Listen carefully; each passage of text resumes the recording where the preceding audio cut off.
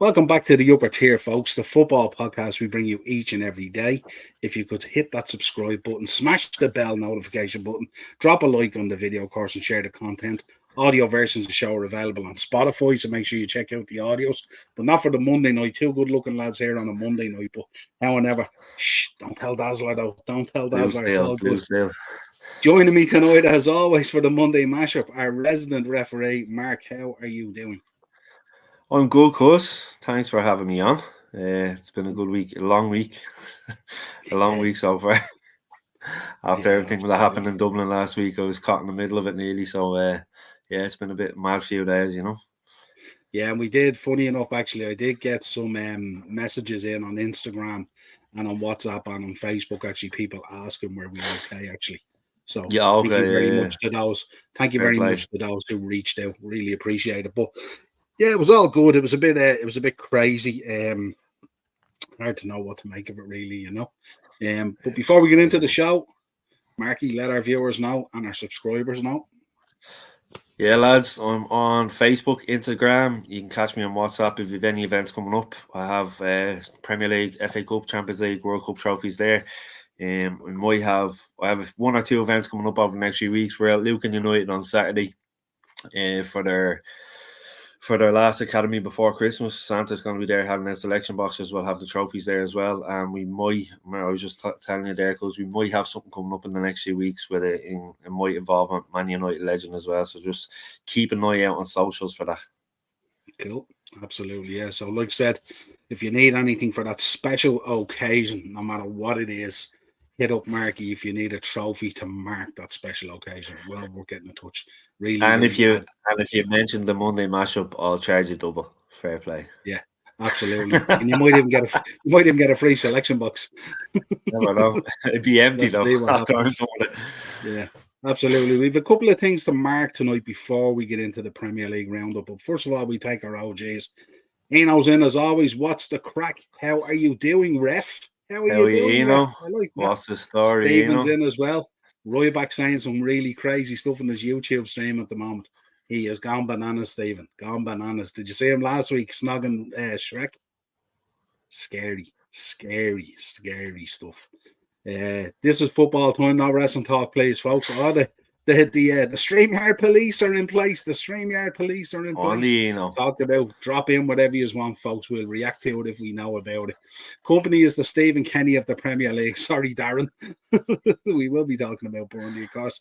The main man who was in with me today evening, lads. He is still alive, yeah. He survived Amsterdam and all and stuff like that. But he was in town the other night to do a gig in Fibbers, and he didn't. It was supposed to be going ahead, and it was called off when he arrived. Morris coming from Kilkenny. Yeah, absolutely. He was told the gig was going ahead, but of course, you seen some of the issues the other night on Thursday. Said that one of the police cars that was on fire was actually outside Fibber McGee's, right outside the entrance there in Parnell. So, Morris, let us know how long it took you to get home, because I left Jervis at 8:10, and I didn't get to Luke until 10:30 on Thursday night. I closed the shop at 8:00, and it was like a war zone. If I'm right, I think on those nights he stays up. Okay. I don't think he goes home. I think he stays up because he does the gig in Fibbers there, the DJing and stuff like that. So he'll be there till the early hour. So I think he stays up on those nights, if I'm correct. Baz is in. How are you, Baz? He'll do any set you want if you're willing to pay. There you go, Baz in. What's the crack? Of course, yeah, absolutely. Spoke about this the other day on, I think, the preview for the Liverpool game, and also I think on the reaction. I think it was more the reaction actually. Your thoughts? Sadly, Terry Venables passed away at the age of 80. Yeah, my dad actually texted me on Saturday. I was working all day Saturday, and he texted me, and couldn't believe it. And then when I was reading about it, I couldn't believe he was 80. He was it was one of those things where I didn't think he was that old. You know, that sort of way. You always grew up with him there, and you didn't realize how old he was. But he was so dapper. He was so dapper.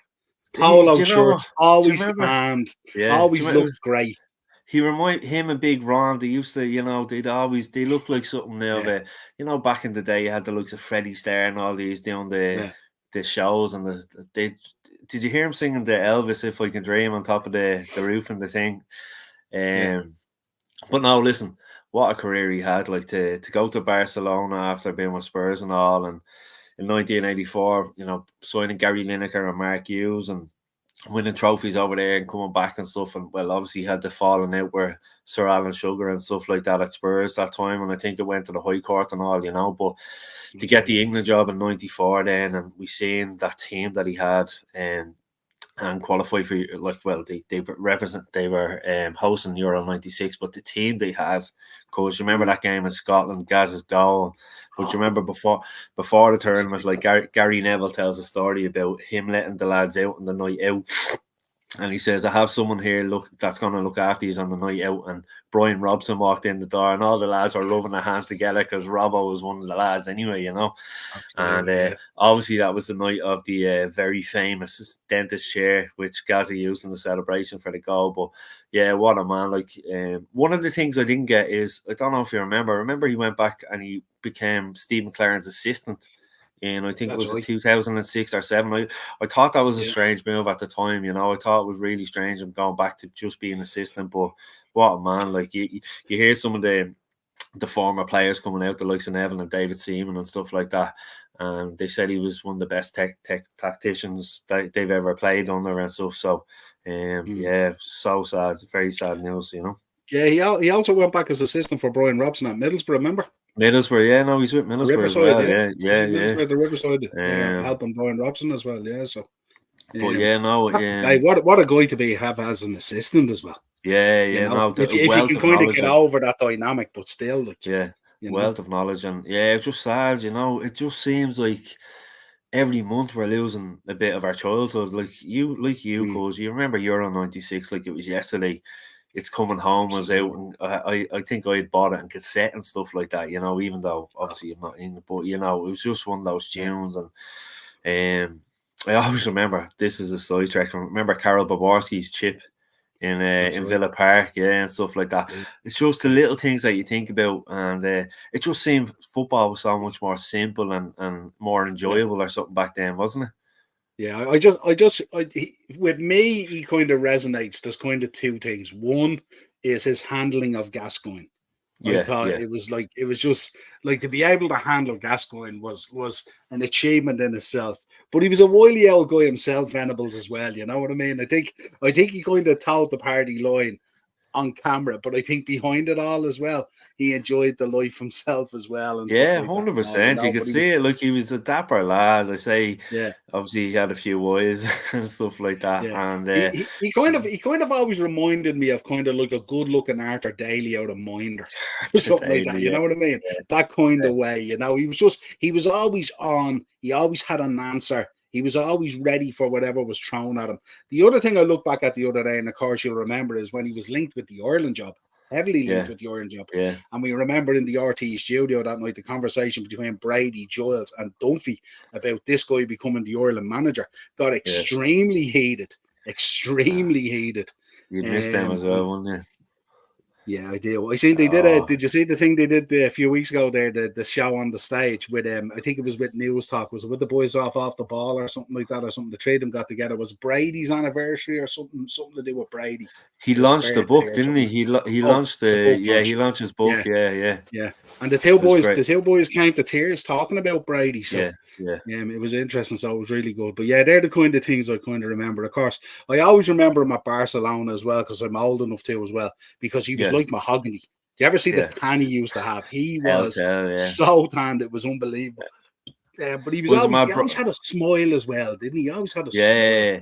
And like, you look at it, one of the first things he done in the semi-final, when obviously Southgate missed the penalty, he went straight over to him to console him and all. So it shows him the character of the man, and he was there as a human, not just as Gareth Southgate's manager at that time, and he protected him after, if you've seen interviews after and stuff like that, because the whole nation obviously was on his back for missing the penalty and stuff like that. But he's going to be another a big miss in the world of football. Yeah, absolutely. So rest in peace, Terry Venables. And of course, as I said the other day, our thoughts, prayers and condolences go out to his wider family and the wider community, anyone attached with the man, stuff like that. And it's always big when it's football like this and stuff like that. We tend to get to an age now where we're losing too many of the characters, aren't we? And it's becoming very sanitized football. You know what I mean? So, but yeah, absolutely. Let's take some comments first of all. Yeah, Morris said it was Friday. He was in there and he did. He went home. Everything was closed. Yeah, Stephen we closed at 4:30. Of course. Yeah, Richie Pimp Daddy Baz Barry Redden. There you go. Sonny has gone for 17 years. Wonder will Simon get her over again in another 17 years? Yeah, she got sentenced today. Sonny Mark, 17 years. She got in prison. No way. Yeah, not too good. Another DUI, was it? I think didn't she kill a man actually? Did she? While under the influence driving. Yeah, so it was. I think She's it was a combination. For that. Yeah, she's been caught for a few DUIs as far as I know, but this one I think that the most weight on it was probably vehicular manslaughter. I'm not too sure. They were looking for 25 years and it was knocked down to 17, so I don't know. But it was live. It was live on Fox News today. They were covering it, like, so fairly big. Fragile Phil, he calls him. Fragile Phil, yeah, can you imagine CM Punk and Ryback? England should have won Euro 96. England should have won a lot of tournaments. England should have won a lot of tournaments. How's things, Morris? Terry, sorry, I'm not skipping one there. Terry Venables just checked into the Pearly House. God bless you, absolutely. She killed an old man while having a bottle of vodka on the seat. Yeah, absolutely, and didn't even try to hide it, which is even worse. Still crazy that Terry Venables saw Maradona as his first act as Barcelona manager. Yeah, absolutely. Mad, it's the only way to get Gary Lineker in there, wasn't it? From Spurs at the time. Or Everton, wasn't it? It was Everton he was at the time, yeah. Yeah, I suppose when they look back on Maradona and stuff like that, I wonder how Barcelona fans feel about him, you know? 17 years and 8 probation. Oh, so it was 25. Okay. Absolutely interesting. Sonny is a mess. She certainly is. Let's take this one as well, folks. We want to talk about this one tonight just a little bit. Today is the 12th year of Gary Speed's anniversary, his passing. And I thought we'd bring it up. Mark sent it to me today as well to bring it up on the show. I think it's really important, especially at this time of year, but on any time of the year. Folks, if you are going through anything, if you're watching this podcast and you are going through anything, the greatest gift you can give your kids or your family, apart from presents, is being around. And I have to put that out there. So if you are going through anything or you're feeling down or it's not going well for you, talk to someone about it. Don't become a statistic, because it can't be reversed then, and the family has to live with that then for the rest of their lives. I'm sure this time of year is very difficult for the Speed family, the kids, the wife, everything else and stuff like that, and all an extended family. And it's tough, and it comes around every year. It never leaves you. Every year, every day, it never leaves you. Go ahead, Mark. No, I was just going to say, like, you look at Gary Speed, good-looking lad, quality player, was managing Wales at the time, you know, always had a smile, always had time for people, and you just never know what's going on inside someone's head, you know. He's like the proof of that. He had everything, and it just shows you if you're lonely in your head, nothing else matters, you know. I've seen... he was a hell of a golfer as well. Was he? Yeah. I still remember. Do you know what? I was only talking to Yvonne about this earlier. I remember I was on a Lewis into town at the time, and my mum rang me to tell me, and I just couldn't believe it. It's one of those things where you're like, you're just in shock. You're like, what?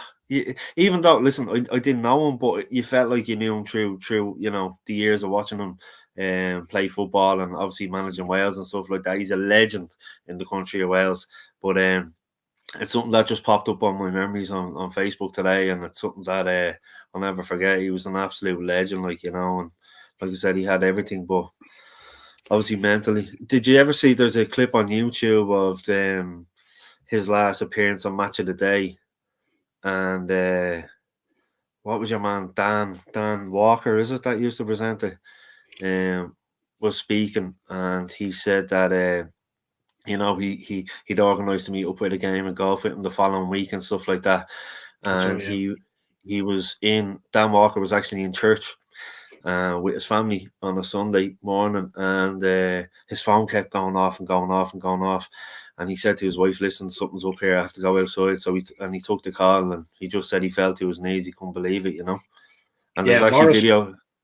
Go ahead. No, go ahead. I was just going to say the footage, if you get a chance, just watch it. You'll see him on his last his last appearance on Match of the Day, and like I said, it just seems like he's as normal as anything, and that can be the case most of the time as well.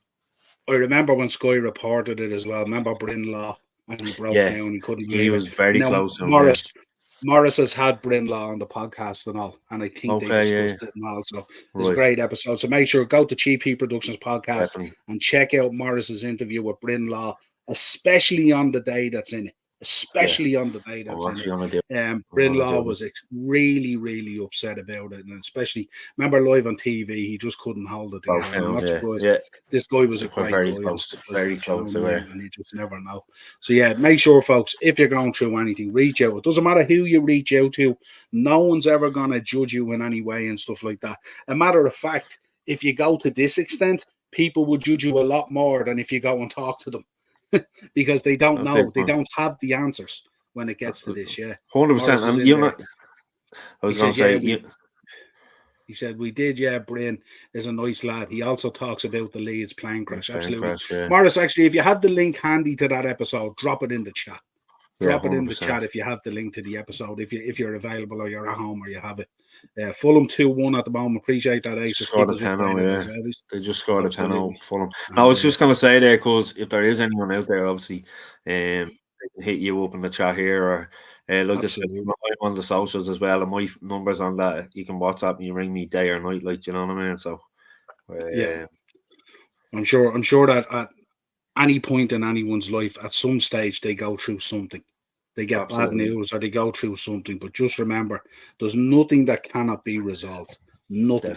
One way or another. So, we just thought we'd put it out there, especially the day that's in it.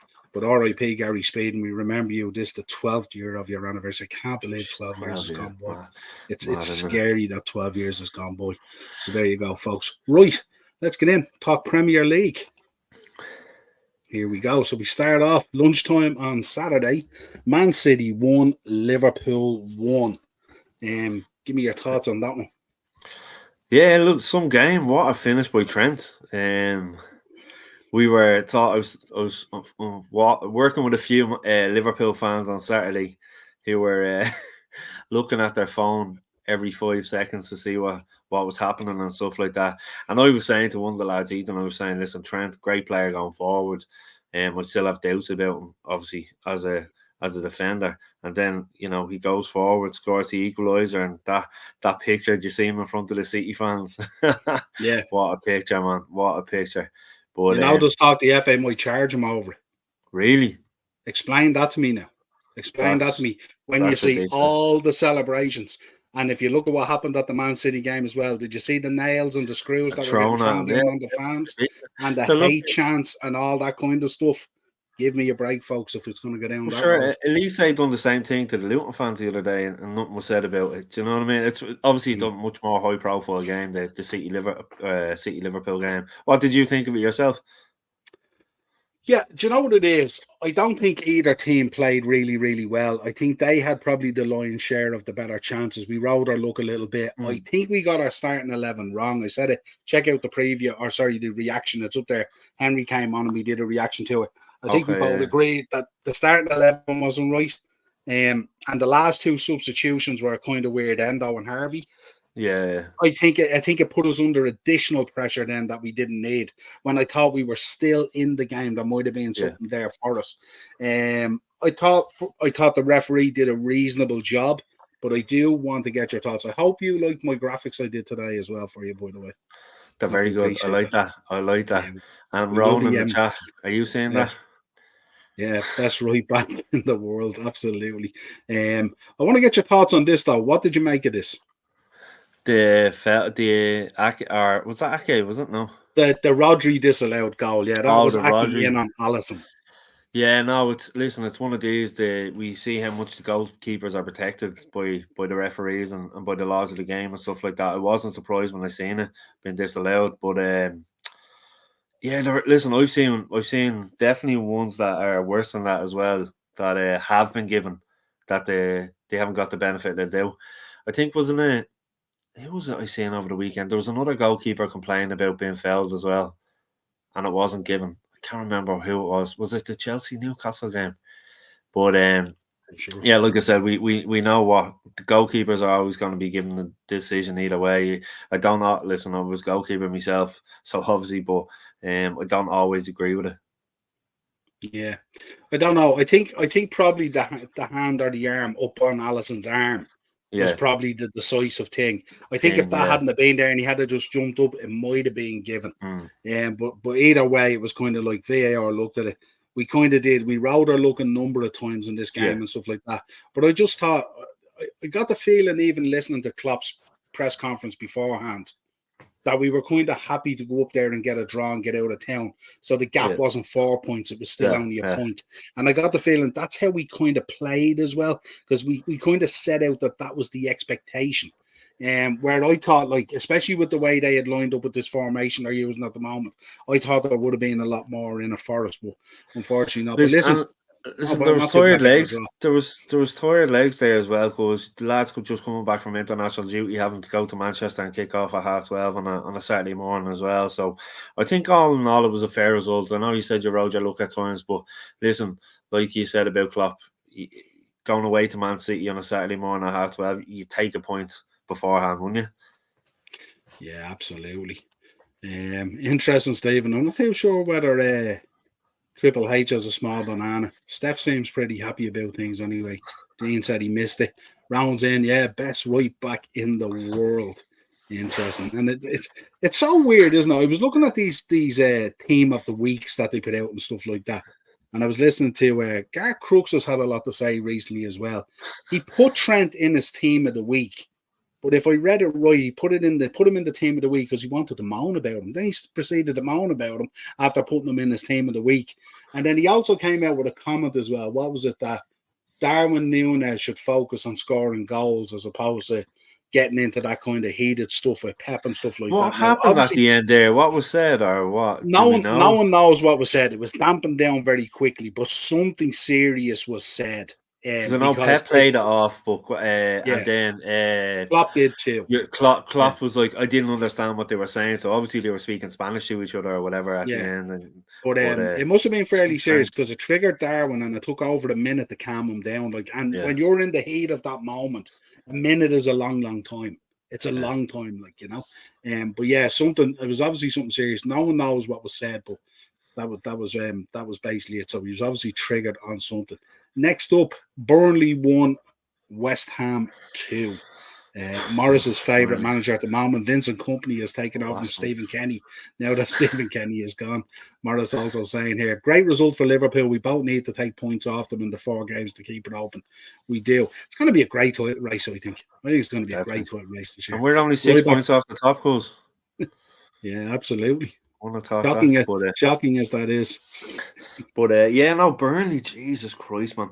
Going 1-0 up against West Ham and thinking, right, 3 points at home, and then in the last 8 minutes they can see 2 goals, and the second goal as well, Souček at the back post. We seen it there a few weeks ago. We scored a similar goal, I think, against Forest. Remember, he scored the winner to make it 3-2 against Forest. So if you're looking now bottom of the table, have they got 4 points? Is it? Yeah, I think it's 4 points at the moment or something. Like 4 points coming into going to be a busy period. The month of December, we know the amount of games that are played. They've some tough games again. Well, every game's going to be tough for them, but they've got really tough games coming up. I think they have to play Bournemouth as well coming up as well, and there is 1 or 2 you think they could take, but I don't know the way they're playing at the minute. There's no confidence there. Company will be under a bit of pressure, I'd say, come Christmas time. I know you were saying, Darren was saying that they'll keep him. I have said he won't be there, whether it be another club coming in from him from outside of England or him getting sacked by the American owners. But I can't see him. I can't see him lasting. Yeah, Villa 2 points off top as well. We'll get to Villa now shortly. Luton 2, Palace 1.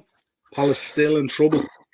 And two very important players got injured as well in the first and second half. I was gonna what a goal by Elise though. What the run down the right hand side, cut in. It was a great finish. But listen, I think Anderson was at fault for the second goal, the little second goal. He should have just put his foot through it and cleared it. It was a great ball over by Bonnet, but Anderson can just kick it out for a corner. He's expecting the goalkeeper to come out. There's a mix-up between the two of them, and Luton get in and score. And just a shout out to Luton's goalkeeper. I thought he had a great game. He pulled off 2 great saves. He's had a lot to do this season, but he's been a steady asset for them, and he definitely kept them in the game on Saturday against Palace. Yeah, Morris is in. What's managers' obsession with playing attractive football? Play for results, so you haven't the resources. Yeah, I think you know what it is, especially those clubs coming up from the Championship who play really attractive football down there. They think it's just still going to work when they come up and stuff like that, you know. So. I said it time and time again. It's one thing doing it in the Championship, it's another coming to the Premier League. You see how tough Burnley were to play against under Sean Dyche. Sean Dyche tried to stop you playing football and tried to catch you on the counter or bully off the ball up top with Ashley Barnes and Woods at the time. Now they are trying to play football and they're getting caught out too much. They don't have the quality to do it in the Premier League against I wouldn't even say bigger teams because they. Like, you know, they can't do it against the teams that are so-called around them either. So they're going to find it very tough to stay up. And listen, I don't be surprised if they could set a new record and beat derbies of 11 or 12 points or whatever it was, because it's certainly going that way at the minute.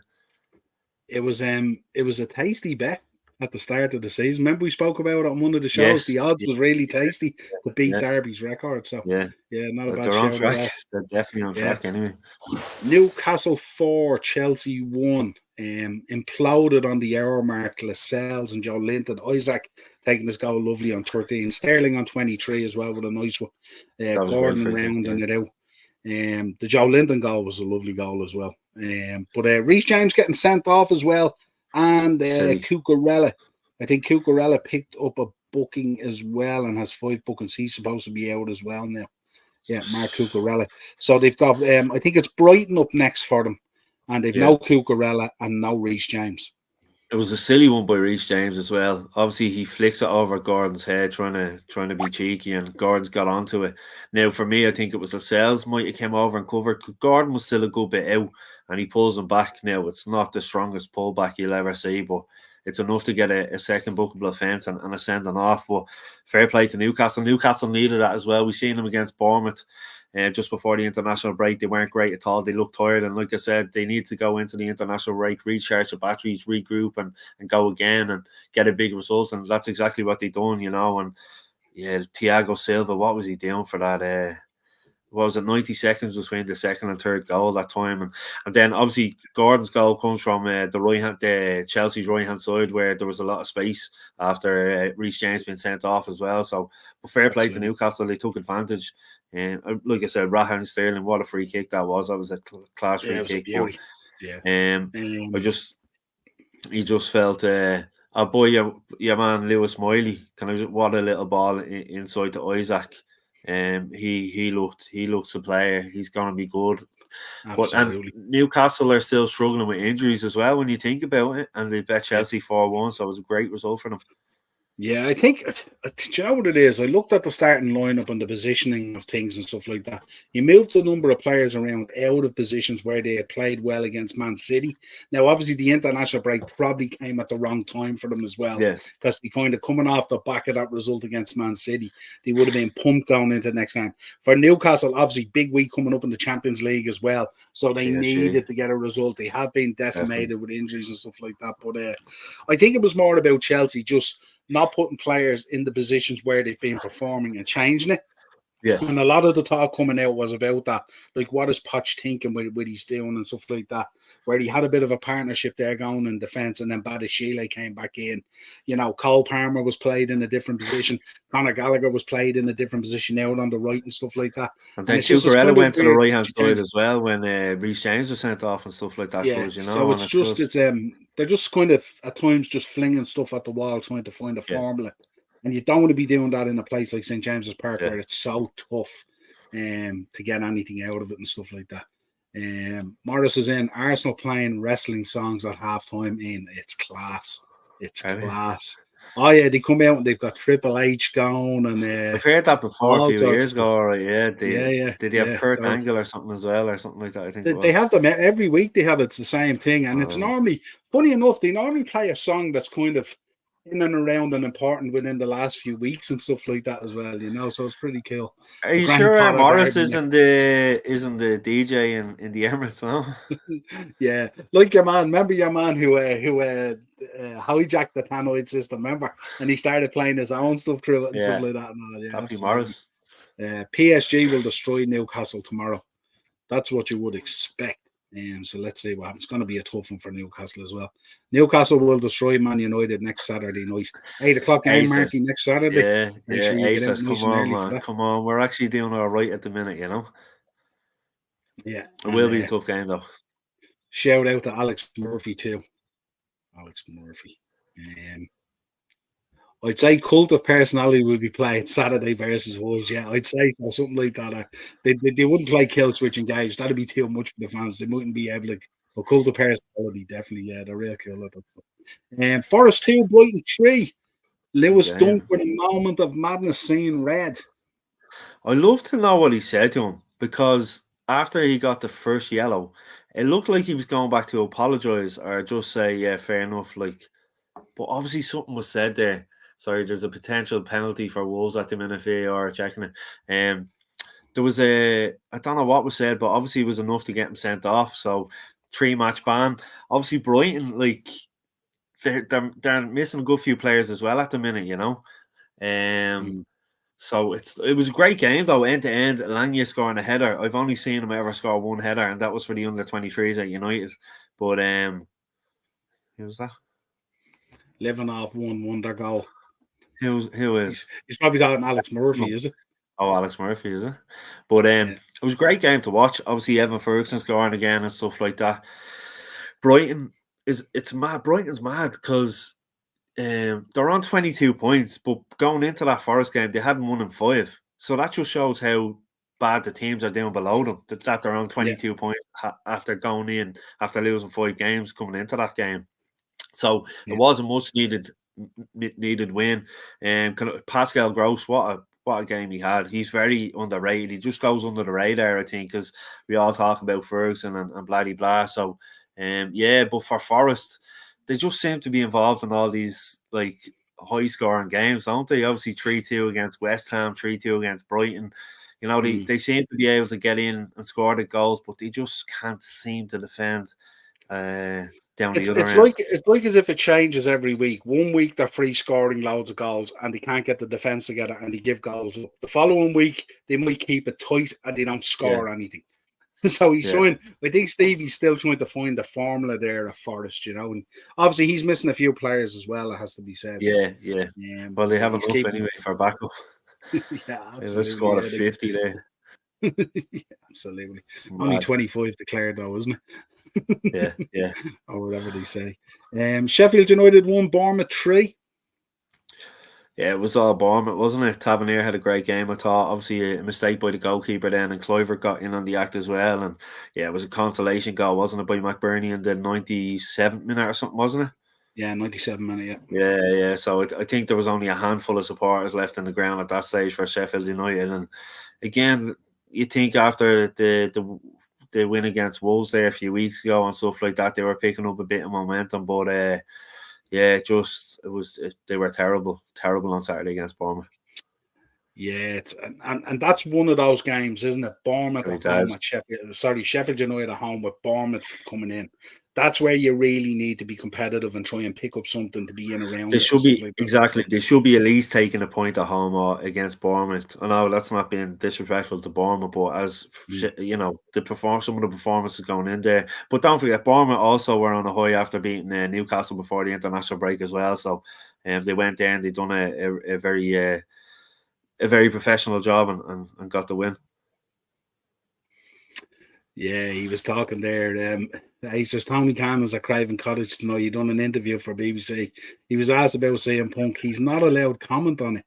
Apparently, he said there must be NDAs in place. Has to be NDAs in place.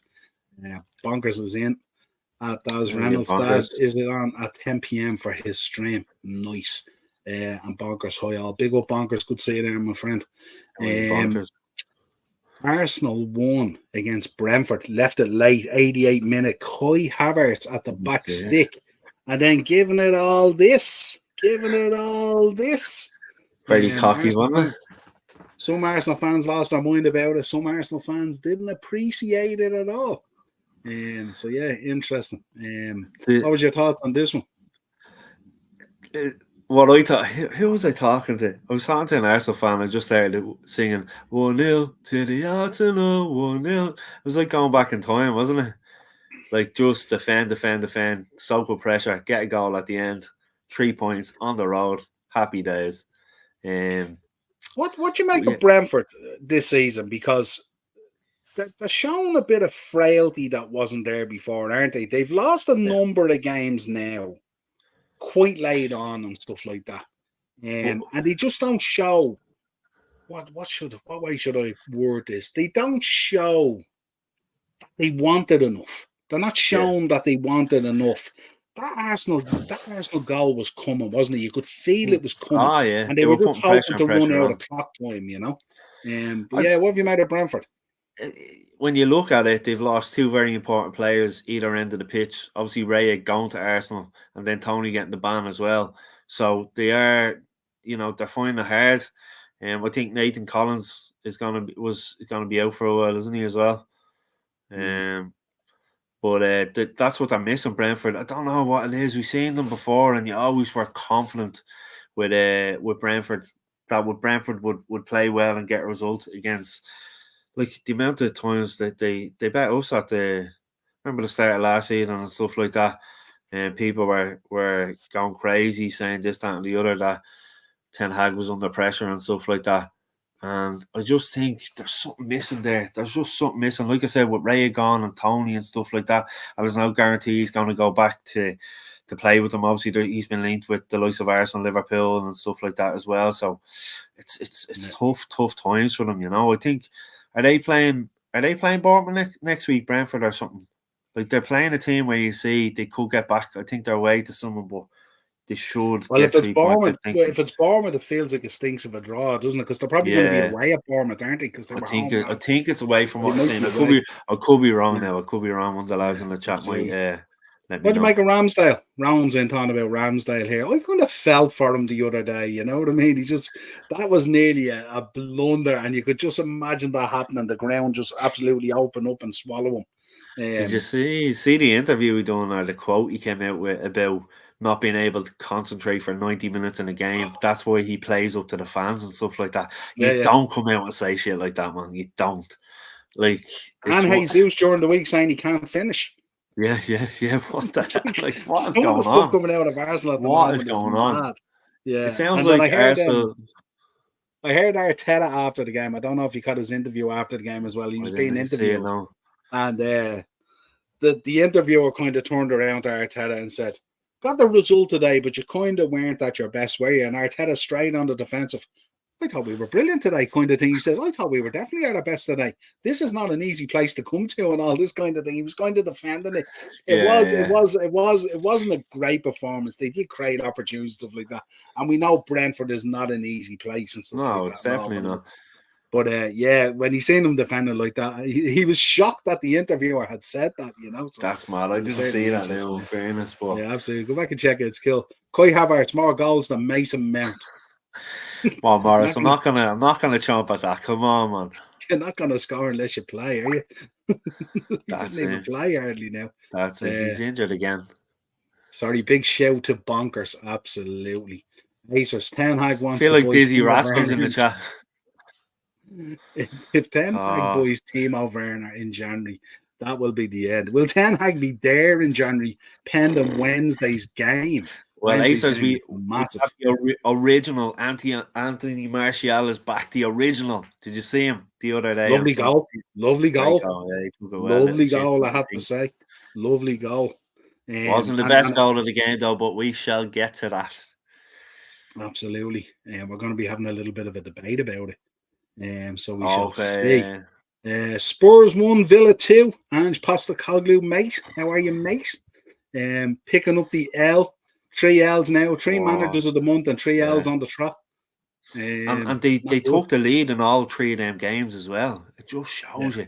And like, he has no confidence in Eric Dyer. He starts 2 fullbacks at centre half.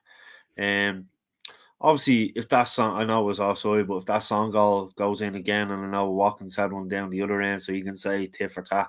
But like, they're just struggling. Fair play to Villa though. They got back into the game after going 1-0 down. Great header by Pau Torres, and then Ollie Watkins does what he does best, and great finish by him into the bottom left-hand corner. But fair play to Villa. Like someone said in the chat there earlier, only 2 points off the top. They're tipping away. But like I said to you before, you feel like there's going to be a blip in the road somewhere where they might go 2 or 3 games without winning it or picking up points as well. But Spurs are in a little bit of it. Remember did I send you the picture of the table? Their best start to a season so far, and they're in. Yeah. They're only a point above us or whatever. So what are they saying? In the space of 3 games, they've gone from top to 5th.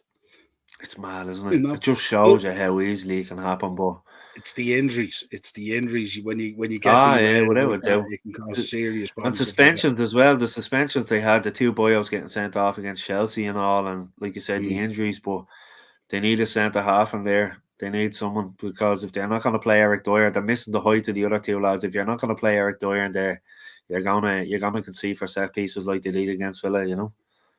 What about Ollie Watkins? Have to talk about him. Yeah. It was, like I said, it was a great finish by him, and obviously he had the goal before that was ruled out by VAR.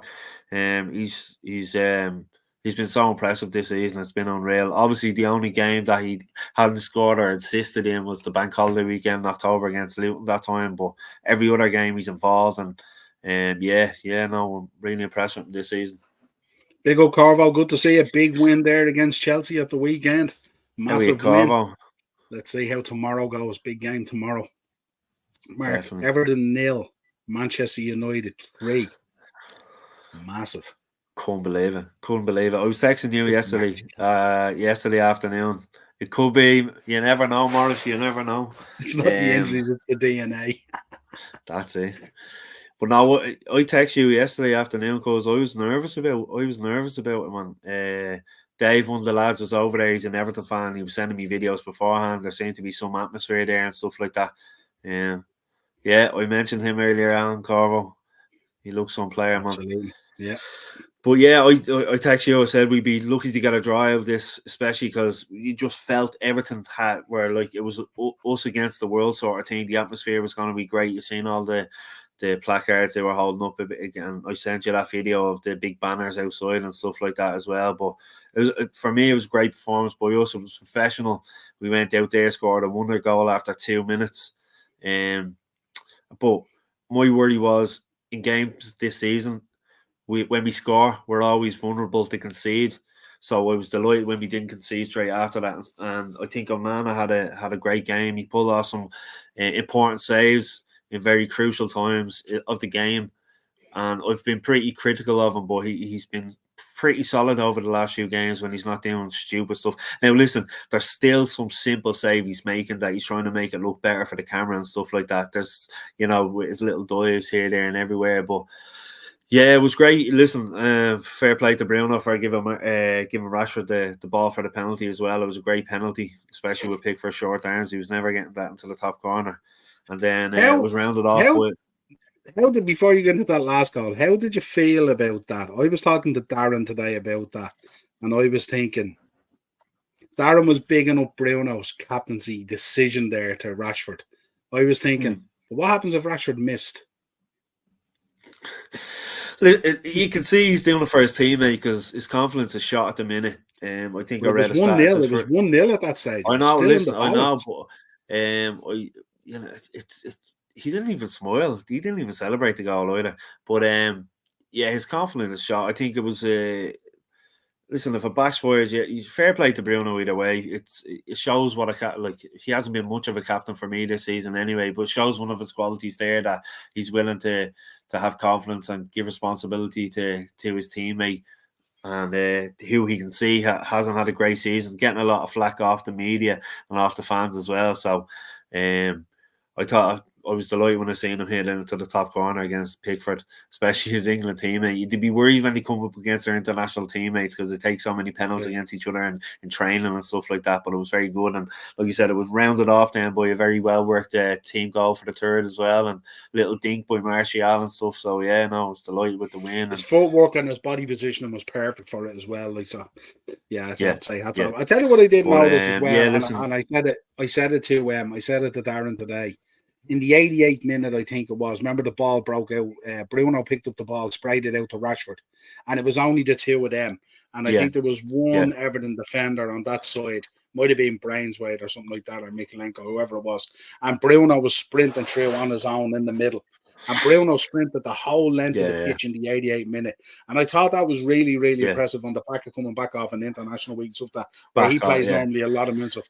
But why didn't Rashford find him? Why? How was Rashford hit the Everton player in that situation?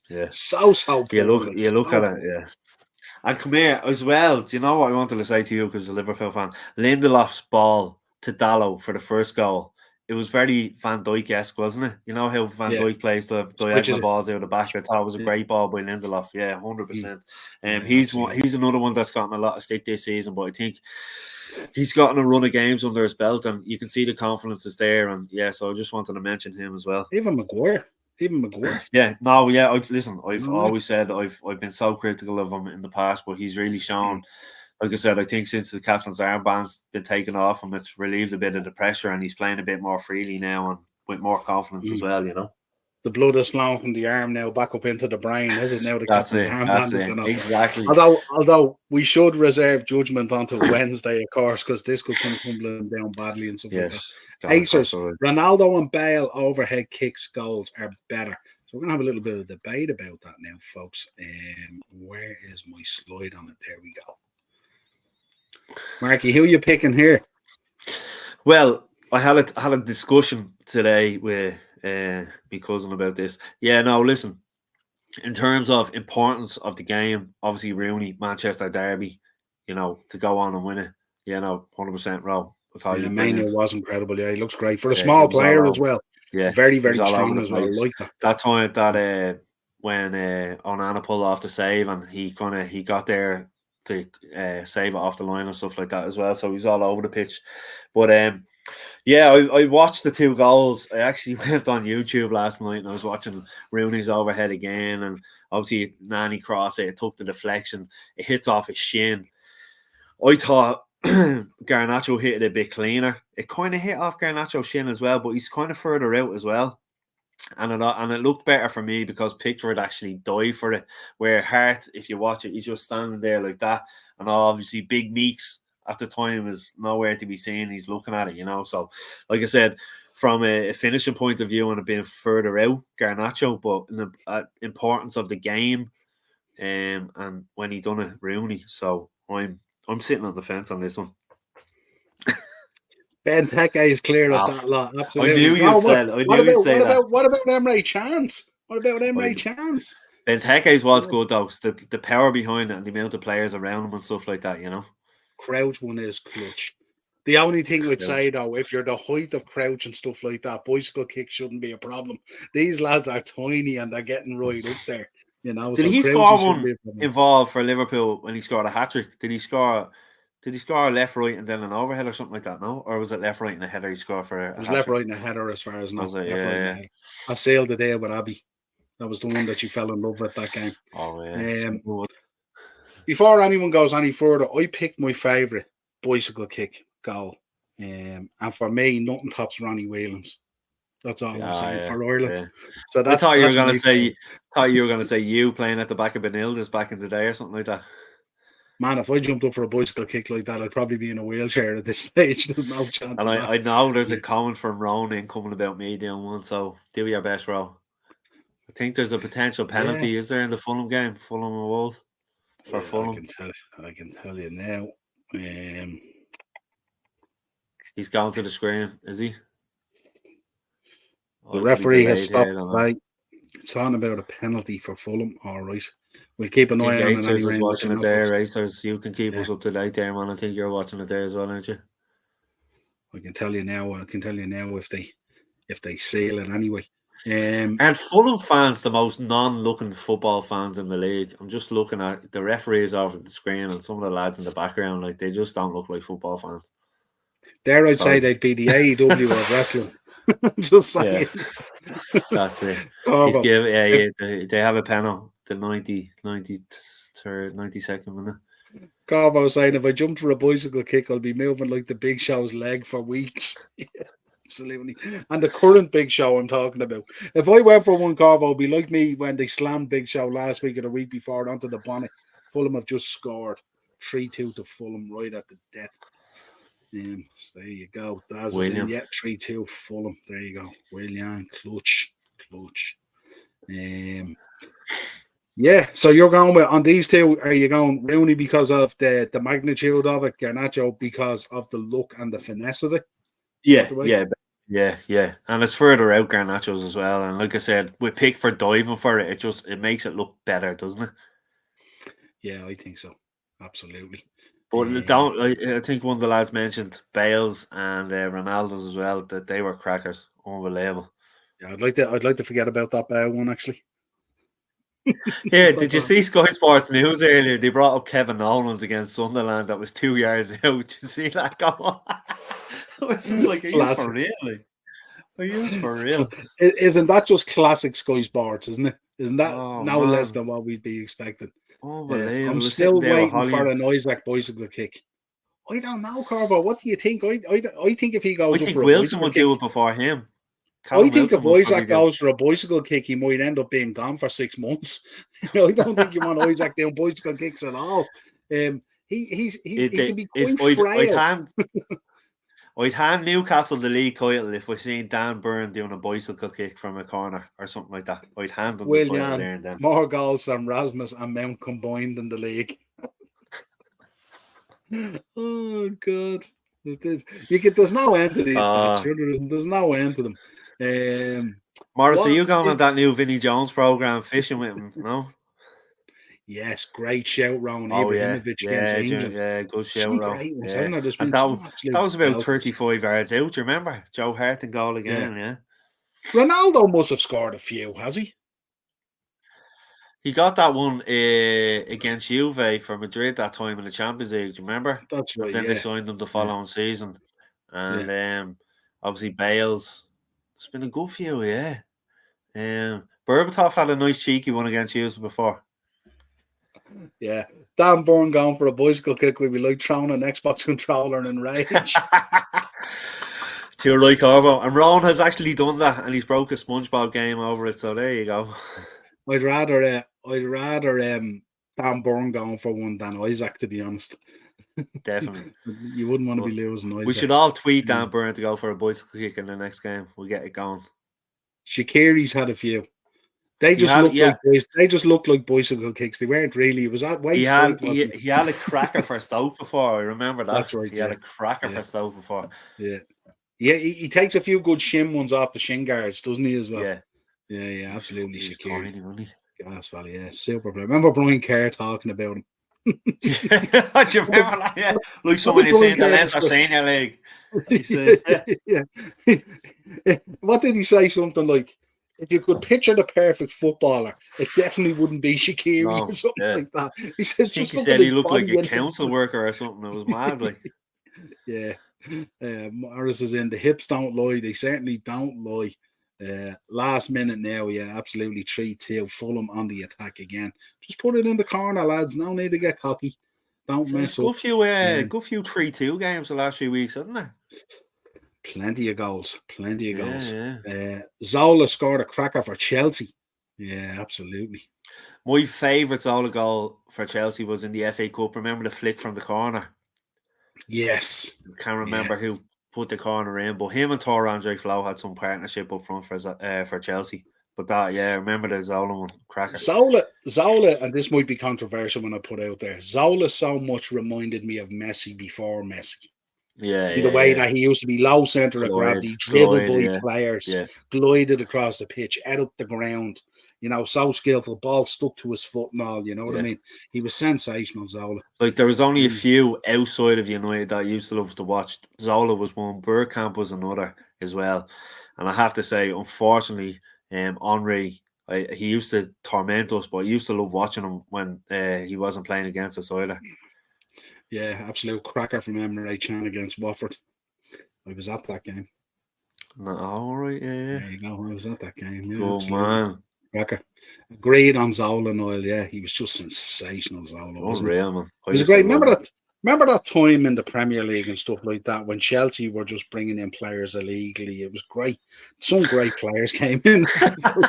Let's just put that out there. Allegedly. Was it a terrible did Zola leave before they won the Premier League for the first time? He'd only gone the season beforehand, I think.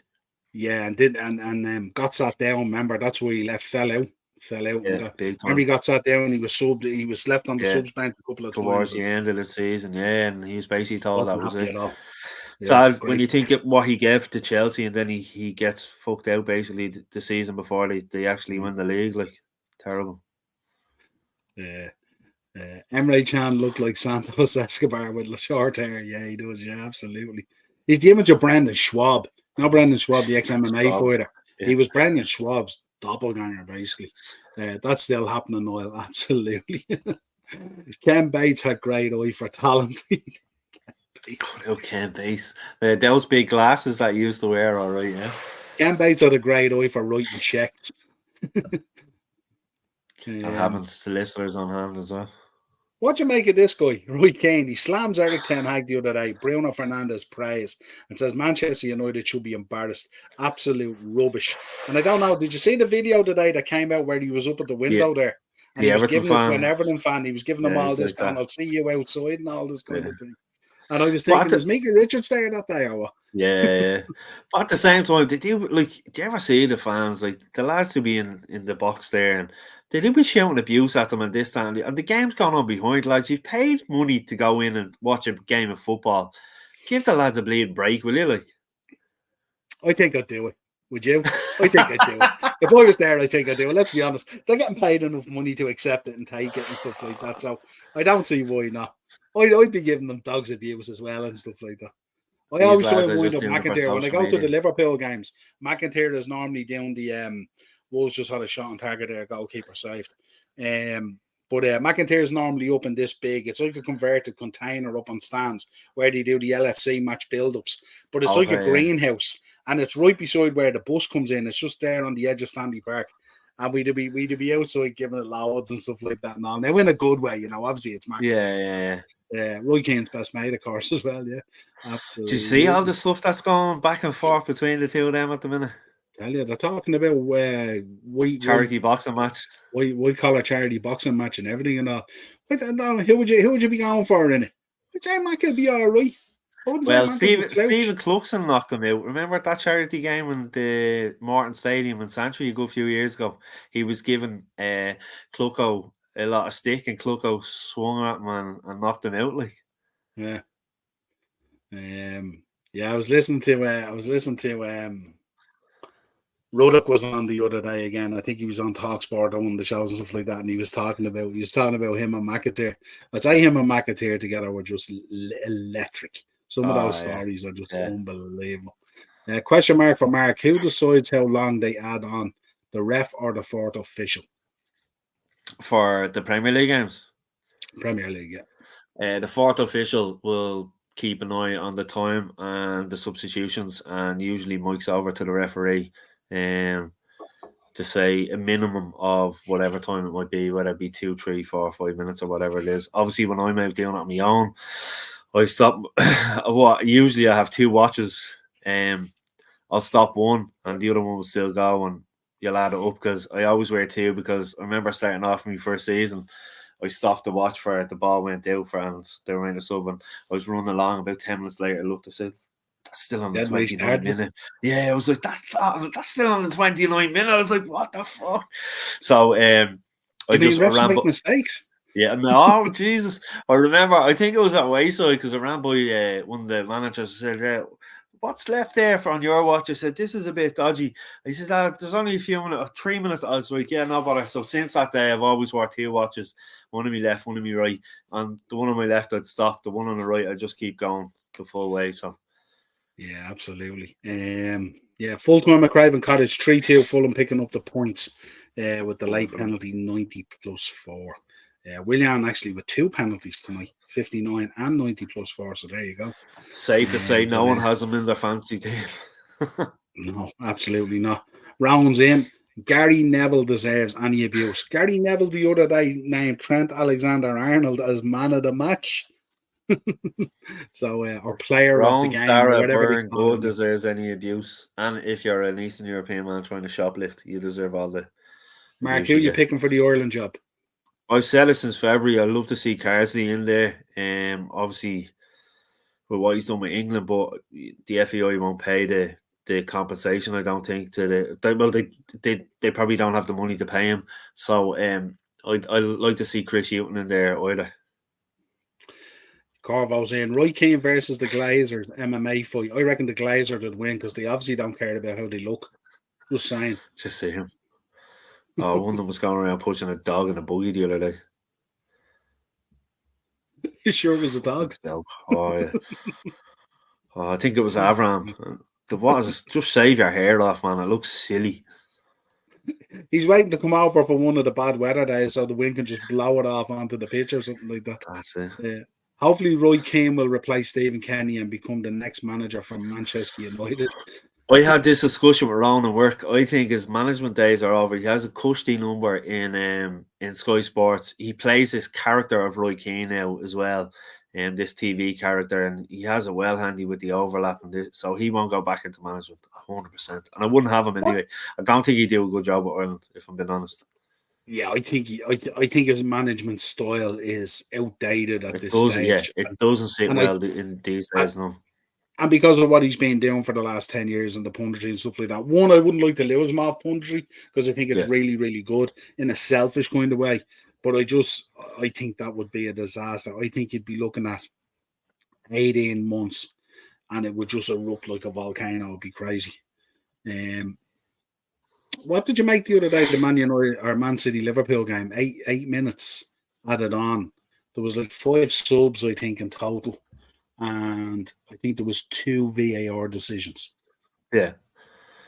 So the VAR decisions are what take the longest. Usually it's 30 seconds per substitution. It's the VAR ones that add the extra. It depends on how long, obviously, it's run for as well. So, and funny enough, at 1-1 going into added on time, Pep was shocked it was 8 minutes, more so than Klopp. Pep was going over asking the fourth official, how the hell is it 8 minutes? And I was thinking, you're the one who wants the 8 minutes. You want as much time as possible. So it's kind of weird that way as well. Corvo, Tony Khan will make Willian new AEW champion for them. 2 goals. Yeah, they can do a Sky Sports belt or something like that. They have every other channel at this stage. Why not? I have to say, Christian in there at the moment is electric. It's so cutting at the moment. He's just homing in on lads whose fathers have passed away and giving it to them. Acers, was Best Menswear not affected by Luton? No. We were safe away in the shopping centre, but I was saying to Noel before we came on here, I closed up at 8 o'clock and I walked out the staff entrance of Jerry Street Shopping Centre and I just looked to the left and it was like a war zone, absolute war zone. And I was saying to Noel, like I said earlier on here, I left town at 8:10 and I didn't get back to Luke until 10:30. It was mental all over. It was just, even Friday, Aces, there was such an eerie feeling around town. It was mad. It's like the calm before the storm, wasn't it? It was so eerie. And there was one customer that always comes in to me. He works on Cable Street and he comes in to me on his lunch and he was in at about 2 o'clock and I said, "Are you on your lunch?" He says, "No, we got told to go home." So we were meant to open at 8 o'clock on Friday morning, obviously for Black Friday. We didn't open till 11 and we were meant to close at 9 and we closed at 4:30. All the shops in Jervis agreed to close at 5, but we got a phone call from head office to say go at 4:30. So we got out there, but there was just such an eerie feeling around town all day on Friday. It was just mad, like. Best Menswear as well. They were doing great trade on Friday and Nike tops and single runners and all sorts of stuff. And all did you see Henry Street? That was mad, wasn't it? I got a message there. Someone says, I went into Ernest to get my click and collect order, but now I've been sent up to Oliver Bond Flats for it. Absolutely.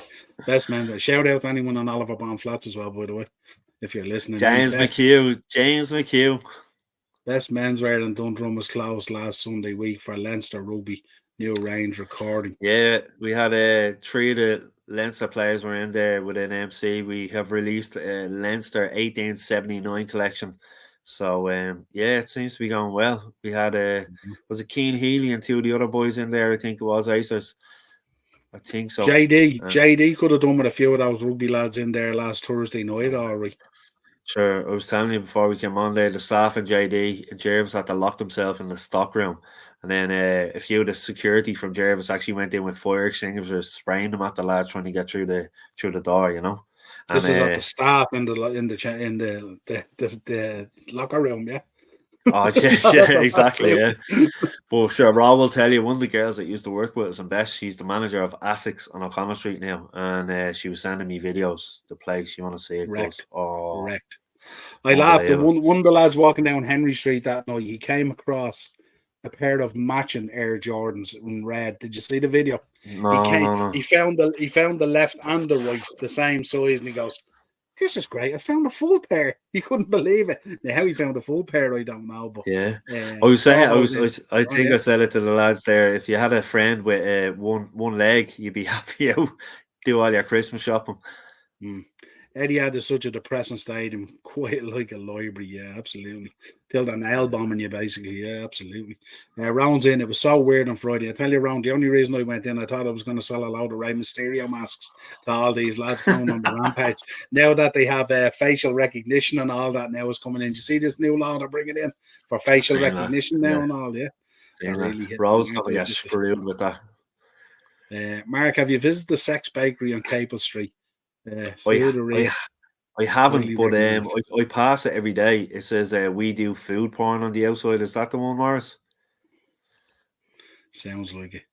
Yeah, I pass it every day. I've never been into it. The only place I've been to on Capel Street is Crew. You know that restaurant Crew? Yeah. Good old Mick runs that, so he always comes into the shop and we look after him and he looks after us then in return. So it's grand, like, you know. Yeah, absolutely. There, yeah, you have that connection. Very good. Yes. What do you reckon this guy? Unbelievable. Lethal. He's a robot. 50 goals in 48 games. Now I have to say we gift wrapped that one for him there the other day. Yeah. But what did you make of him? I know he's just it's unbelievable when you look at the company he's keeping there and how far ahead of them he is. Yeah. And you look at he kind of reminds you of Van Nistelrooy. He doesn't score many goals outside the box, does he? It's all inside the box or near the 6-yard box and stuff like that as well, you know. He's just lethal. He's a robot. He doesn't seem human at times, doesn't he? Not like he. But yeah, like I can't see him staying with City for too much. Like he said, he wants to spend a few seasons in each kind of top league around the world. So it'd be a question of how long he actually stays with City for me anyway. Well, I suppose that the money that him and the dad are earning, why would you hang around anywhere, you know? And the dad knows that. The dad knows that. He's like, I'm living my career through you now, you know, and you're the money maker basically. So listen, he could do 2 seasons La Liga, a few seasons here, there, and everywhere, and end up in Saudi getting how many million a week. The dad was up in the box celebrating more than he was.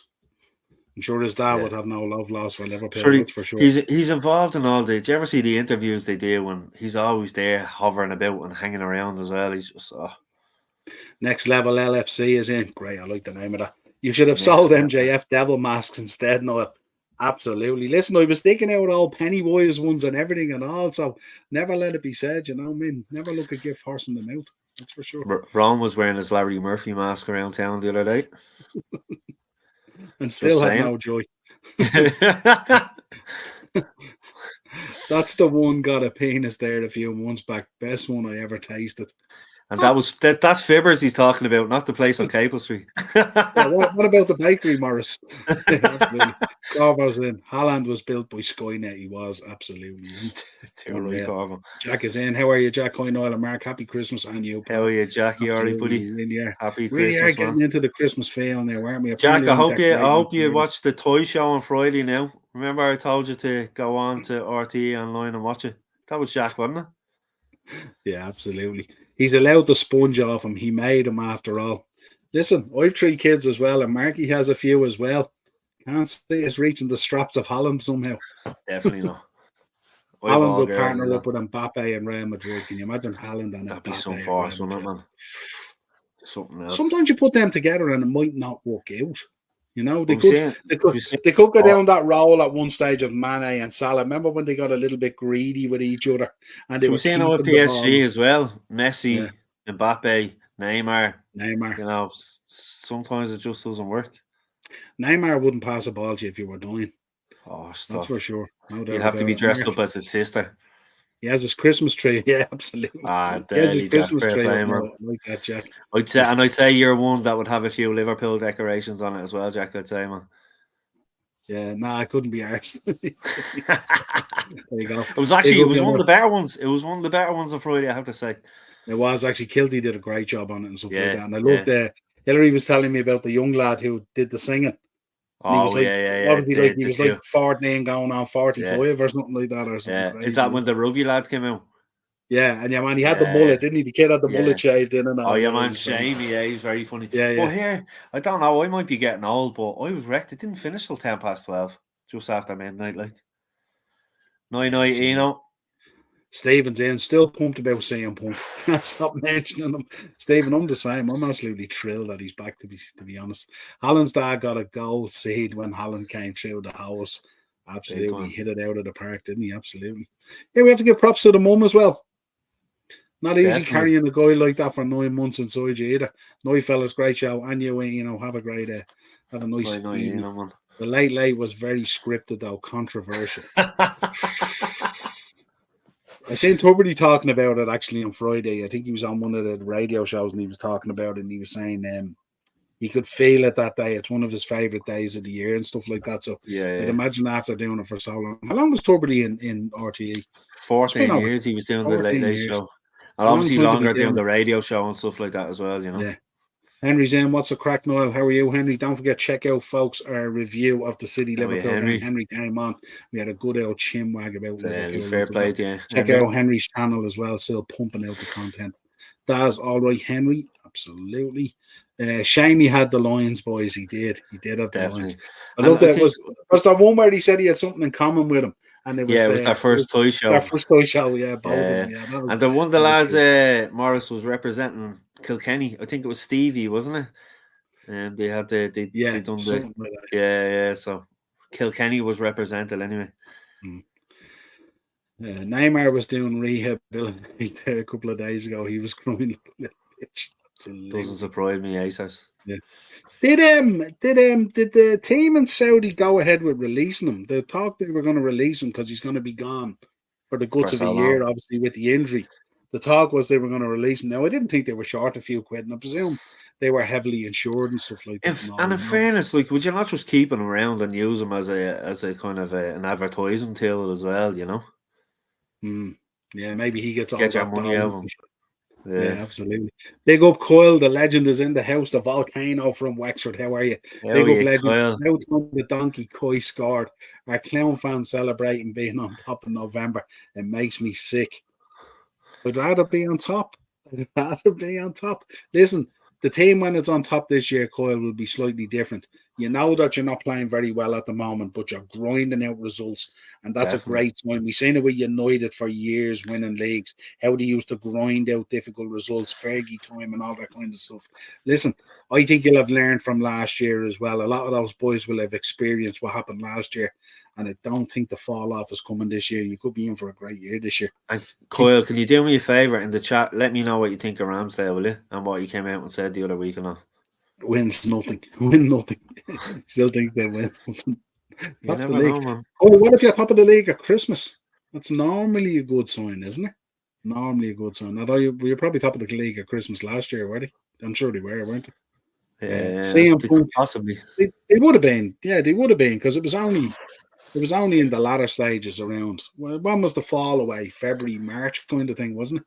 So they would have been around March time, yeah. They would have been top. CM Punk redoing is better than the late toy show. Absolutely. Yeah. I love it. Big up Coyle. Next level LFC is in. Adam Copeland versus Christian Cage in Montreal next month should be lethal. Absolutely. There you go. The Montreal screw job. The rugby lad, yeah. The rugby lad. Morris is saying about the late. Big up to Katie Taylor. Yeah. What a fighter. Have to talk about Katie fight, Taylor. What a warrior. What a fight. Unbelievable.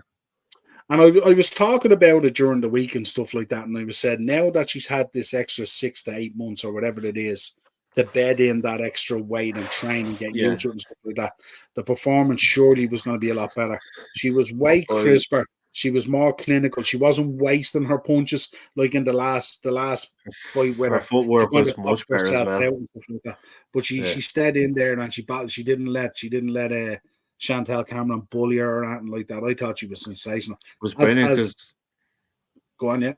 No, I was going to say there was a few people in our shop on Saturday that were going to it, and I was like, I have a bad feeling about this tonight, you know. After the last match, she just looked so tired, but she came out and absolutely smashed it, like you were saying. Like her footwork was much better. She wasn't. What's he saying? Elvis Presley. Yeah, he stole my gimmick. That little young lad stole my gimmick. Do you see him? Yeah, absolutely. Got to get all the lads were texting me saying, "Do a DNA test with that kid, will you?" And stuff like that. I was like, but yeah, and I was some fight, man. She was unreal. I was watching the Gary Cully fight as well and stuff like that. So yeah, it was a good Saturday night sitting here watching it all. Hopefully, Croker for the trilogy. Yeah, it'd be great. Kroger, the Aviva, the RDS, wherever, you know, anywhere that's really, the Carl Oil Grounds would be perfect for me. Grace Lounge United, wherever, Marley Park, I'm all good. Whatever. But yeah, Croker would be sensational. But it was interesting. There's a bit of political wrangle going on here at the moment because they've been talking about Croker and stuff like that, and then Croker came out defending themselves. Did you see that today? No, I didn't see that. No one has been in touch with us about the Katie Taylor fight, and I know they have a lot of gigs stacked up now for Croker. Yeah, Croker's really full this summer. And come here, do you believe sometimes what Eddie Hearn says a lot of the time? Sometimes it's all shite that he talks like.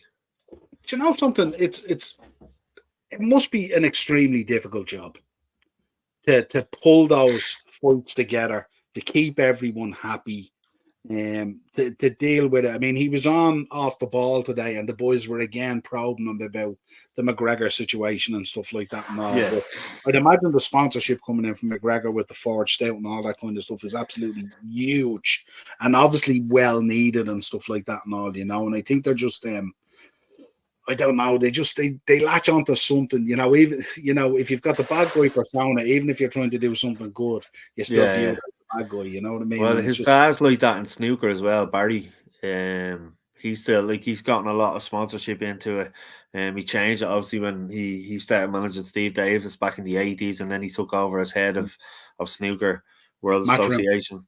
Matchroom, yeah, but like he's brought an awful lot in, but there's still a lot of people that don't like him. Ronnie O'Sullivan loathes him, like he hates him. Yeah. So speaking of Ronnie O'Sullivan, did you watch the documentary? Do you know what? No, I have it there. I was hoping to get to Dundrum last week. It was on the Dundrum Cinema last Tuesday, and obviously a live Q&A with David Beckham after. But I'm saving it. I'm saving it for the weekend. I'm gonna sit down on Sunday night and watch it and get a few goodies in. Cause I love him to bits. He's my favorite ever. The more of these documentaries I watched, I did a show with Darren one night. I think Morris can vouch for this, and we were talking about how, regardless of how much money you're paid and your status in sports, those mental issues that come in and the pressure associated with all that and all, it doesn't matter how much you're making and stuff like that. And I was thinking about it again the other day when I was watching the Ronnie O'Sullivan one. I won't ruin it for you or stuff like that. No. You know, you can be right at the top and the pinnacle of your sport, and it can be just eating away at you inside. The facade is totally different, stuff like that. But it's a fantastic documentary. Absolutely. Like in fairness, I know his life story. You know, the dad gone away to prison. He had to look after his sister and stuff like that, and he was out playing tournaments. And I think in the early 20s, he lost himself a bit with the drugs and who he caught himself up with and all. He got himself back on the straight and narrow, but he's kind of like, you'd notice him if he's sitting there and he doesn't want to know, you'd know by him. He's his body, and then he'll come on and he'll start slagging his opponent and stuff like that. So you always know when he's in the right frame of mind and when he's not. But either way, he's a genius, absolute genius. Yeah, Tony Adams was on TalkSport talking about it. Yeah, speaking facts about his favourite manager, Arteta, and stuff like that. And all, yeah. He was talking about the Ramsdale situation as well. Very interesting to listen to Tony Evans about football and stuff like that. And very interesting as well. Has a very different kind of view of it compared to Martin Keown and stuff like that now, which is interesting when you think these, like if you think about it, if you were talking to Bruce and Pallister about football, you would think you'd get a very similar kind of feel for it and stuff like that. When you talk to Adams and you talk to Keown, it's very, very different. Very different, you know. But maybe Adams might be closer to Steve Bowl in terms of thinking, you know, because I know Keown was after Bowl and stuff like that, wasn't he? Yeah, absolutely. Still need a striker, Kyle. Yeah, you absolutely do still need us. Well, I mean, if your main striker's coming out and saying he can't finish, what does that tell you? Keep that trophy warm for us, lads. Carver, you can have one of mine if you want for the right price. You see Carvo's comment earlier thanking the Everton board for the vote later last week and stuff like that. Oh, crazy. Adam Copeland versus Christian in front of 700 people. Live from Fibbers.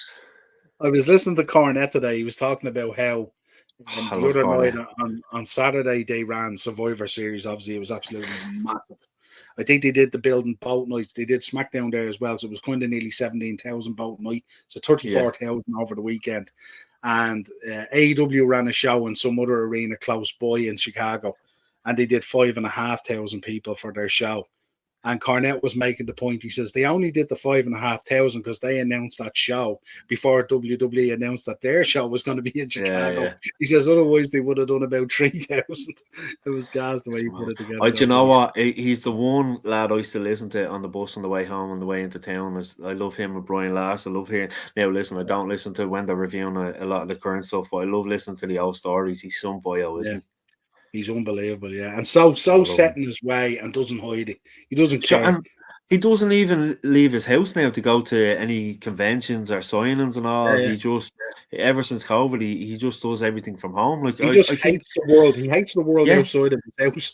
Because I think, was it Jeff Jarrett invited him up to AEW recently or something like that? No, thanks. He was going on about that. I it was kind of like, I appreciate it, but F off.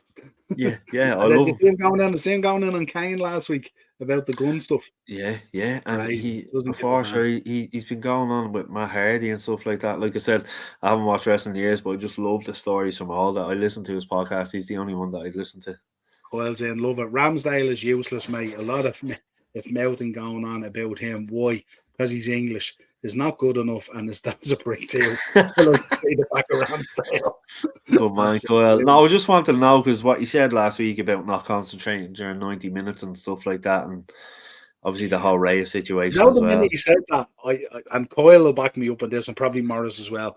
The minute he mentioned that, I thought about the Southampton game where he was looking at the pigeon at the side of the goal, and Southampton scored. And I was just thinking, my God, even if you're thinking that. I think of some of these guys at the moment are doing interviews where they're thinking in their mind and they're actually saying it without realizing. Because remember, was it last season? Coyle and Morris, you might back me up here. I don't know. He was taking goal kicks, and obviously the opposition like, oh hey! And at one stage he just turns around after he kicked it, and he's like, yeah, come on, like he scored a goal or something. He's mad. You can imagine if you turn around him like that, and the next thing someone volleys the ball into the back of the net. Just back down from 35 yards. What have you made of Raya though? I mean, Raya has he been that much better? I don't know. Like I think he's an overall better goalkeeper. If I'm being honest, I've liked Ramsdale since he was at Sheffield United and stuff like that. But yeah, he has a lot of mistakes in him. I think it's the mistakes have been highlighted a lot more since obviously Raya came in. And what I didn't like was when Raya would pull off a good save, the camera would cut to Ramsdale on the bench and he'd be there clapping and stuff like that. I think there's been a bit too much of that going on with the situation. But I do think Raya is an overall better keeper than Ramsdale. And obviously Arteta has plans for him. So Ramsdale probably out the door next summer. Yeah, absolutely. Jack is in. Can we do a Christmas movie watch along? Good question. I've already watched a few, Jack. I've already watched a few with the girls so far. If you were to do a watch along, what would be what's the first Christmas movie of choice? If tell us that as well in the chat. If you were to do a watch along on a Christmas movie, what's your go-to Christmas movie? And it doesn't necessarily have to be a Christmas movie, but a movie that you always watch at Christmas. And Adidas is going to say Debbie Does Dallas. I know that for a fact. But I love Santa Claus the movie, 1985, Dudley Moore. But the girls love the likes of Elf and Nativity and stuff like that. So we watched Elf the weekend, and the weekend before we watched Jingle All the Way and stuff like that. So and I believe there's a new Santa Claus with Tim Allen. It's like a series or something coming out on Disney. So Interesting. Yeah, we'll keep an eye for that. But yeah, Santa Claus the movie, 1985. That's my favourite. Yeah, my go-to one is normally National Lampoon's Christmas Vacation. Oh yes. I love all of them. All of them. The Griswolds. I nearly do, and I nearly end up doing non-recorded watch-alongs nearly with Darren. It's Darren's favourite as well. We're both big Griswold fans. I love the Griswolds, man. Remember the European Vacation and stuff like that. Yeah, the Christmas one is just unbelievable. Great. There's one day left for Croker. It's either AC/DC or Katie. I'm up for either. I would be up for either as well. Morris, what do you think about? Are you leaning more towards AC/DC? I think AC/DC and Croker would be sensational. Unreal. Let's see what happens. At Cheap Heat, main event in Cannes backyard, Willie announced the white powder. Oh my God. Those women put the YouTube boxing to shame. Well, it's been shamed already. Can't stand they're earning some bread off it. Jake Paul's got another one coming up next month, hasn't he? That's right, early December. December or something like that, yeah. They're just stuffing dollars in their pockets. But in fairness to him, he's taking it on serious. He's an extremely very good talented boxer, and he trains like an absolute beast. So he's not just skating in there just for the money. I think he wants a bit of notoriety out of it. So not too bad. Mark, are you Jamaican or African? Jamaican. Or Jamaican. Feel the rhythm, feel the ride. Come on now, it's bobsleigh time. I miss John Candy. I love John Candy. That was a great film as well, Cool Runnings, man. It's a real Sunday afternoon. Awfully, yeah. That'd be awfully good, wouldn't it? Katie Taylor does represent the Irish people well, unlike the idiot McGregor. I don't know.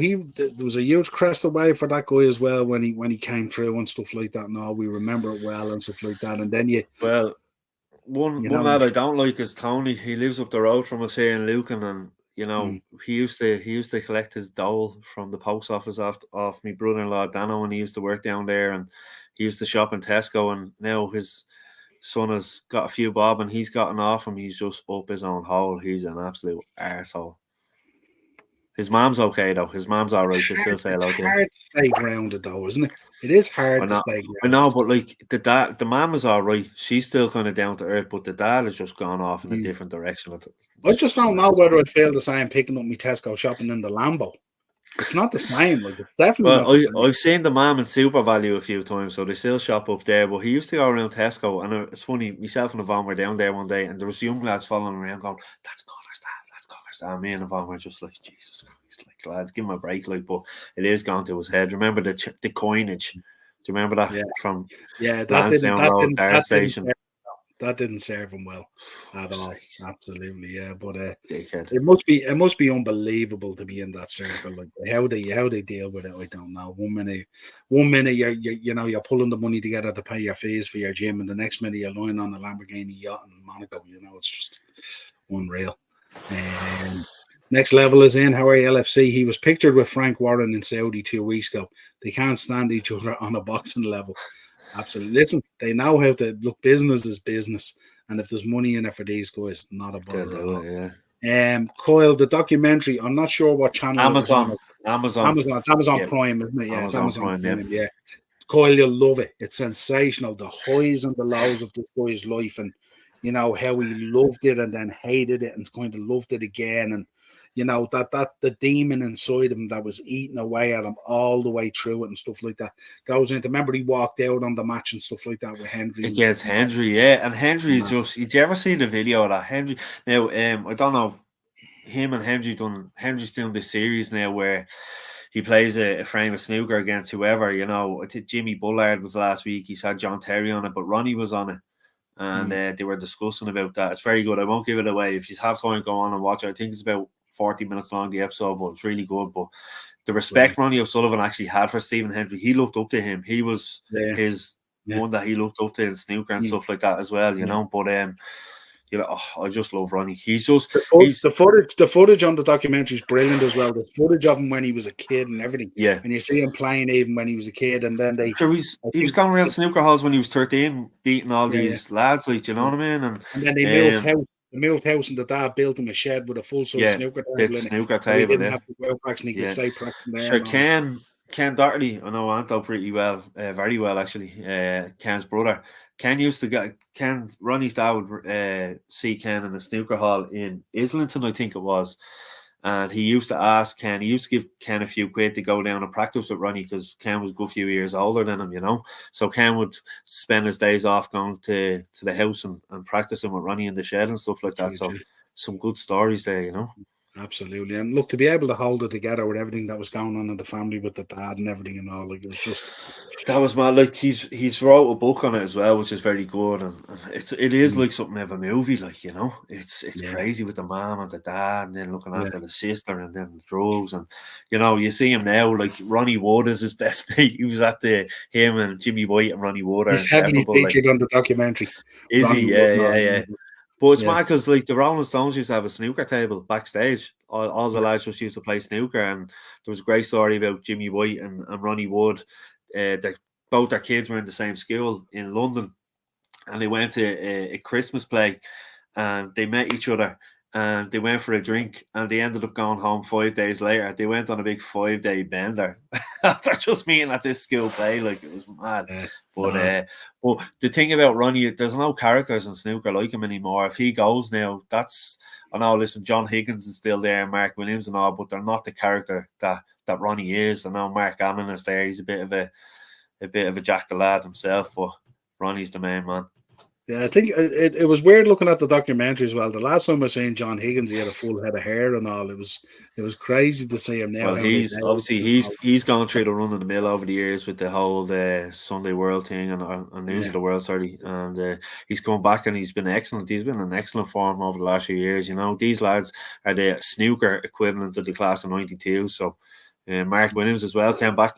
He won the World Championship there a few years ago, and he had said the story that the year before he was watching in a caravan park in Wales, and a year later he's there in the Crucible picking up the trophy. So I think snooker is the only sport that can happen in, you know.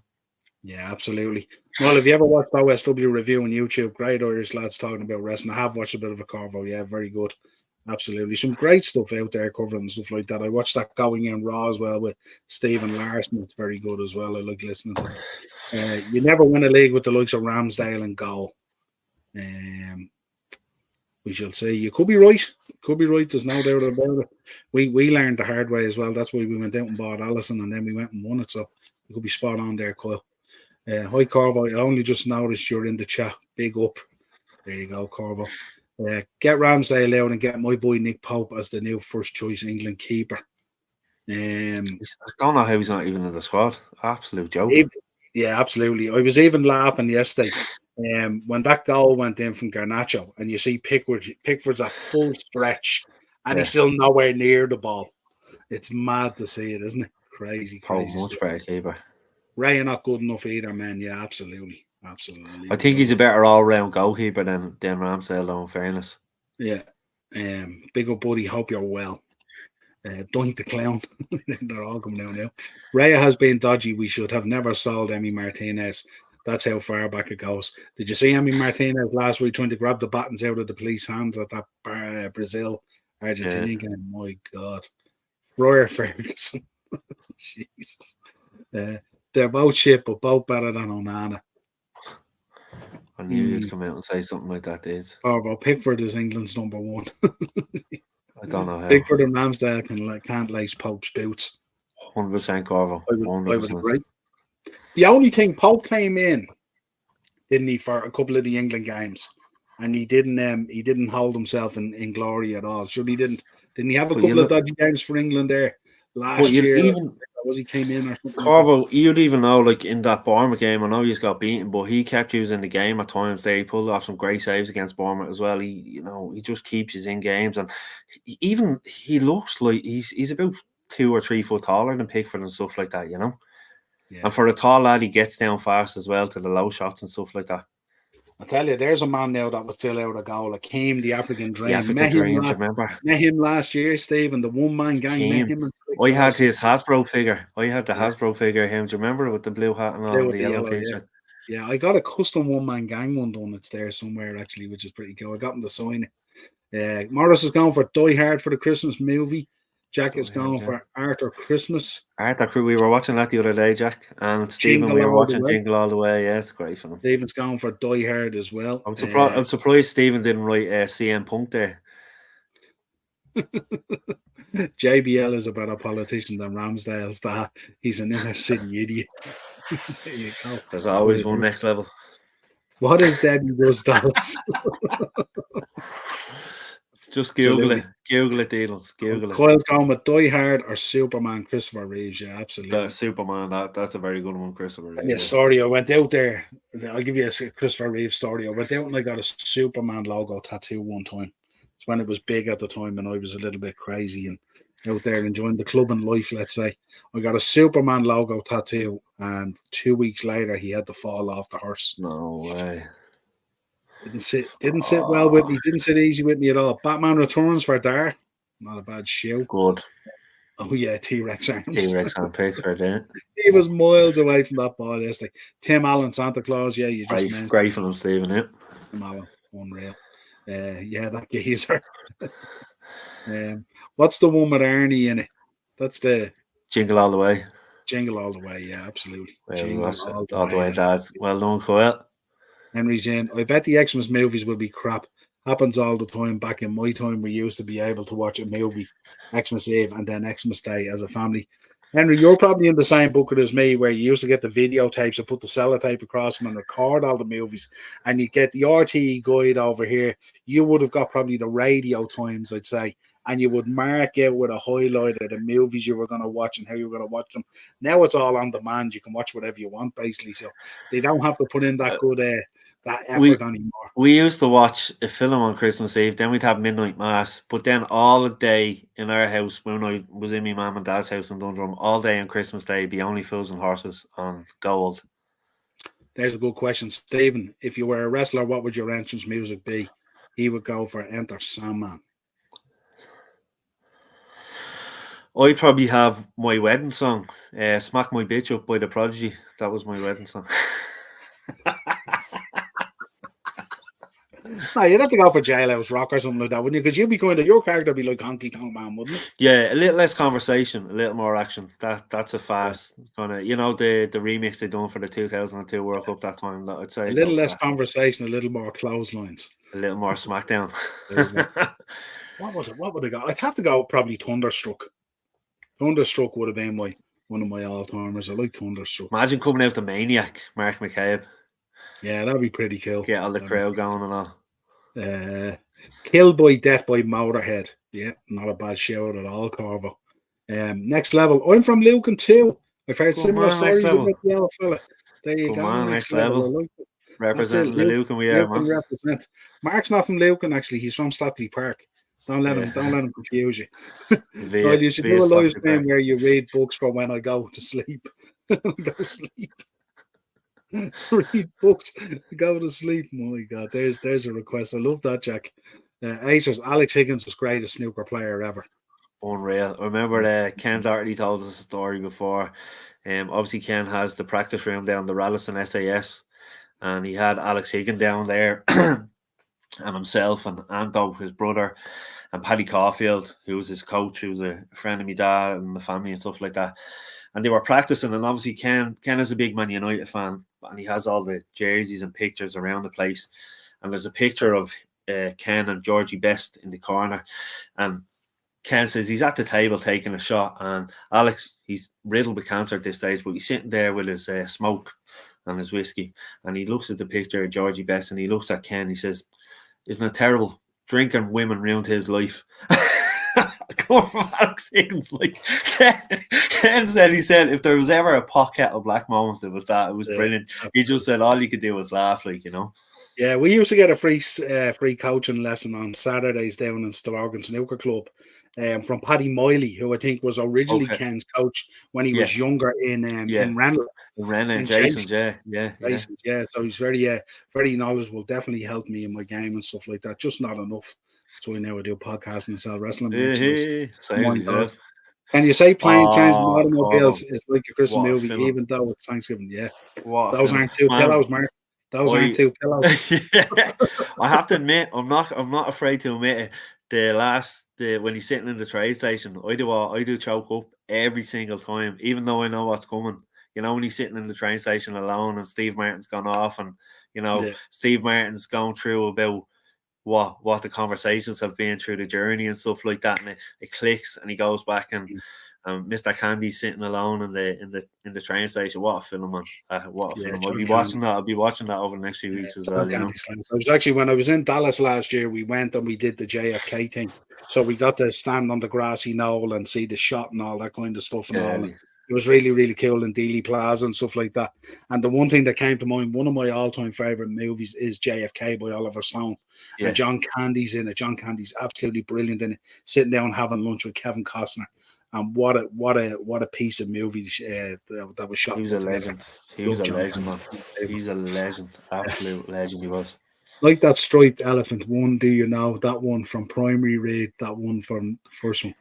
I've no idea, Jack. Your primary skill books, Jack, would be very different to mine now. There's a bit of yardage between me and you, I would say. Mine was a chisel and a hammer and a slab of rock. Yours was a book out of paper. The Titanic hadn't even sunk when Niall had gone to school, so that wasn't even in his books. Yeah, I have just done that movie with Steve Martin, and John went too soon. Yeah, he did. Absolutely. Some legend out there. I hope no one is a chain smoker here, as it's very dangerous. Any kind of smoking, you don't even have to be a chain smoker. As a matter of fact, if you're vaping, give it a rest as well, because that's supposed to be lethal. Ron Dara in the chat. Do you hear that? Get off that act, lads. That's supposed to be lethal. Best movie I love is Goodwill Hunting with Robin Williams. Yeah, what a movie. I loved him as well, man. I was in Turkey when he died, and I remember getting the news, and I just couldn't believe it. It was just, again, there's another one that we spoke at the top of the show about Gary Speed and stuff like that, and that's another man as well, you know. Yeah, absolutely. Very, very sad. And it's mad how these people bring so much joy to millions of people's lives, and they can't find that inner joy within their own life. It's mad. And listen, that comes fully true on the Ronnie documentary as well. It's unbelievable. Some of these documentaries at the moment are absolutely fantastic. Yeah, no, I plan on watching. We're bringing the girls to see Santa in Dundrum Shopping Centre on Sunday. We're gonna have a bite to eat over there, and then I'm gonna come back Sunday evening and sit down and watch the Ronnie documentary. I'm looking forward to it. Nice. Henry, thanks for dropping in. Sorry, I got to go, Niall, and deal with a nutcase. Good night. Just an average night, Henry. Just an average night. It's an average night in Henry's world. Go easy. Fair play, Henry. Mate, it's disgusting now. The school I go to, most people vape, and I see them doing it walking to school. It's grim. Listen, they'll pay for it. I know firsthand. They'll pay for it. Stay away from it, Jackman. Stay away.